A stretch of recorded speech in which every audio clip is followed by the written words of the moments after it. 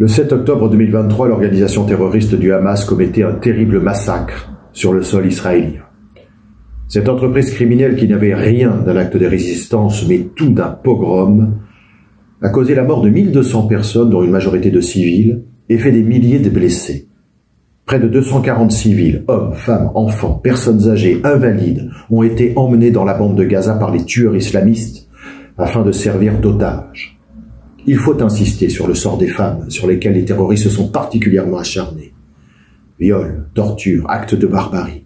Les femmes ont payé un lourd tribut que les militants des droits de l'homme et les associations féministes n'ont pas toujours dénoncé, qu'ils ont parfois relativisé ou même ignoré.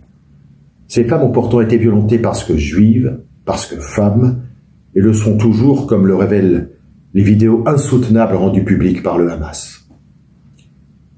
La situation est inédite depuis les attaques islamistes du 13 novembre 2015 qui avaient causé la mort de 130 personnes à Paris. 41 de nos compatriotes ont été assassinés depuis le 7 octobre.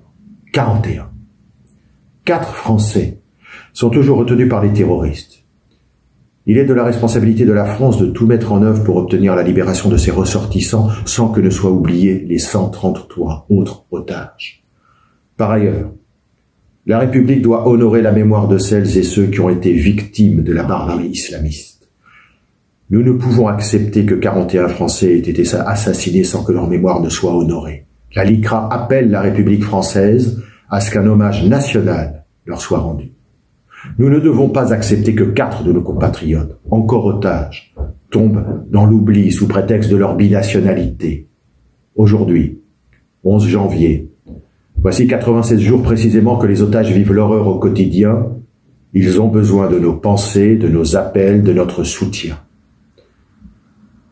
Pour les otages, pour leurs familles, leurs proches, au nom de la France, de la justice et de la dignité, nous exigeons la libération inconditionnelle de tous les otages. Ramenez les otages à la maison.